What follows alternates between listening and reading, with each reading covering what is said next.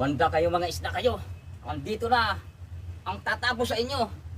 Banda kayo, wala kaming ulam ngayon. Alam nila ha, gutom na gutom pa naman ako. Ah, Dave, doon ko na ikasakay. Sigurado, magagalit sa akin yung isda na hindi ako nakarite. Yung lalagyan ko ng isda, kay siguraduhin ko lang na salita ka to.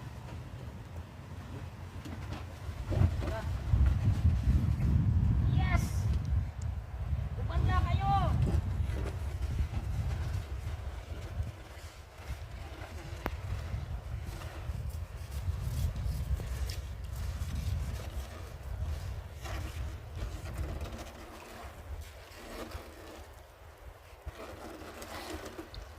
Ano?